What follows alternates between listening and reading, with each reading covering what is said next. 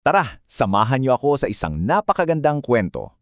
Ito'y tungkol sa ilang mangingisda, isang umaga na puno ng sorpresa at isang alok na trabaho na babago sa buhay nila magpakailanman.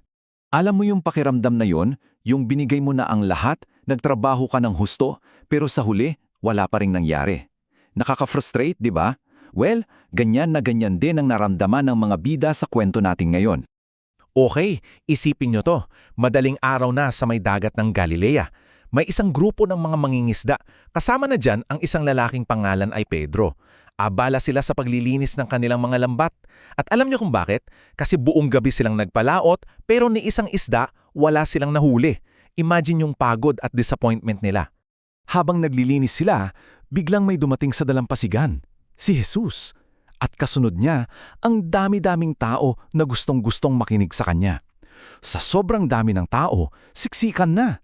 Kaya, nagkaroon ng magandang idea si Jesus. Sumakay siya sa bangka ni Pedro at nagpatulak ng kaunti palayo sa pampang para doon magturo. Ang galing ng idea, no? Hindi sa isang engranding lugar, hindi sa isang templo, kundi sa isang ordinaryong bangka ng mangingisda. Ipinapakita lang nito na si Jesus para talaga siya sa lahat ng tao, mayaman man o mahirap. At dahil nasa tubig siya, para siyang nasa isang stage. Lahat ng nasa dalampasigan, kitang-kita at rinig na rinig siya. So, pagkatapos niyang magturo, lumingon siya kay Pedro. Si Pedro, syempre, pagod na, gusto na lang sigurong umuwi. Pero, sinabi ni Jesus sa kanya, "Pumunta kayo sa malalim at ihulog niyo ulit ang mga lambat niyo." Sumagot si Pedro at ramdam mo sa boses niya yung pag-aalinggangan. Kasi bilang isang professional na mangingisda, alam niya na ang pinakamagandang oras para manghuli ay sa gabi. Sa umaga, halos wala kang mahuhuli. Kaya para sa kanya, parang sinasayang lang nilang oras nila. At dito nangyari ang isang napaka-importanting bagay.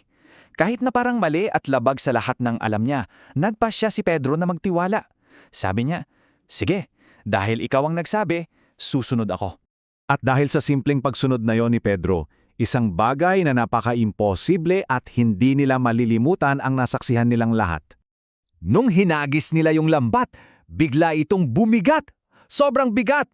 Nung sinubukan nilang ingat, hindi nila kaya sa sobrang dami ng laman. Isipin niyo to, sa sobrang dami, sa sobrang bigat ng huli, nagsimula ng mapunit ang lambat nila. Hindi nito kayang i-contain yung bigla ang blessing na dumating. Grabe! Kinailangan pa nilang sumenyas at tumawag sa kasama nilang isa pang bangka para tumulong.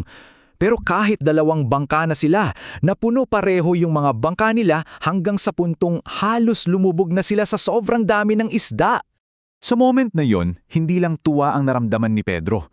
Bigla niyang na-realize kung sino ang kasama niya sa bangka. Nakita niyang kapangyarihan ni Jesus at sa sobrang pagkamangha, naramdaman niyang hindi siya karapat-dapat. Lumuhod siya, puno ng paggalang at kaunting takot. Ngayon, malalaman natin na hindi lang tungkol sa isda ang lahat ng ito. May mas malaki at mas importanteng plano pala si Jesus para sa mga simpleng mangingisdang ito. Ito ang sagot ni Jesus kay Pedro. Hindi niya ito pinalayo. Sa halip, sinabi niya na huwag matakot at binigyan niya ito ng isang bagong misyon, isang bagong trabaho. Isang trabaho na mas mahalaga pa kaysa sa pangingisda. So ano ba itong mangingisda ng mga tao? Medyo kakaiba pakinggan, no? Pero simple lang ang ibig sabihin nito. Imbes na lambat para sa isda ang gamit nila, ang gagamitin nila ay ang mabuting balita para maabot ang mga tao at dalhin sila sa isang mensahe ng pag-asa. Tingnan natin yung pagkakaiba para mas klaro. Ang isang mangingisda, di ba? Gamit niya ay lambat, ang layunin makahuli ng isda at ang lugar sa dagat. Pero ang isang mangingisda ng mga tao, ang gamit niya ay pag-ibig at katotohanan. Ang layunin, hindi para manghuli, kundi para tumulong sa mga tao. At ang lugar, hindi lang sa dagat, kundi sa buong mundo. At alam niyo kung anong ginawa nila Pedro, Santiago at Juan? Agad-agad, iniwan nila ang kanilang mga bangka, ang kanilang mga lambat, at oo, kahit yung napakaraming isda na huli nila, iniwan nila ang lahat para simulan ang bago nilang buhay kasama si Jesus. Baka iniisip nyo, teka, bakit mangingisda? Bakit hindi mga scholar o mga mayayamang negosyante o mga leader ng bayan?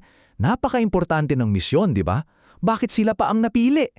Kasi Nakita ni Jesus sa kanila yung mga katangiang mas mahalaga pa sa talino o yaman. Sila, una sa lahat ay mapagkumbaba.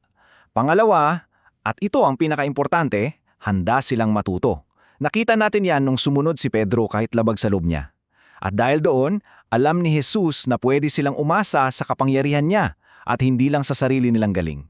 Ito talaga yung susi. Dahil bukas ang kanilang mga isip at puso, alam ni Jesus na madali niya silang mahuhubog at maihahanda para sa napakalaking misyon na naghihintay sa kanila. Yung pagkakaroon ng teachable spirit ang pinakamahalaga sa lahat. At totoo nga, habang tumatagal na kasama nila si Jesus, yung mga dating simpleng mangingisda, nagbago sila ng husto. Naging matatalino sila, matatapang at naging mga mahuhusay na leader. At napansin nyo ng mga tao sa paligid nila. Alam nila, may kakaiba sa mga taong ito dahil nakasama nila si Jesus. Ang kwentong ito ay isang paalala para sa ating lahat, na kayang gamitin ng Diyos ang kahit sino at kahit ano. Isang pagod na mangingisda, isang lumang bangka o kahit ikaw. Kaya ang tanong para sa iyo ngayon ay, anong simpleng bagay sa buhay mo, anong talento o kakayahan mo ang pwede ring magamit para sa isang mas maganda at mas malaking layunin?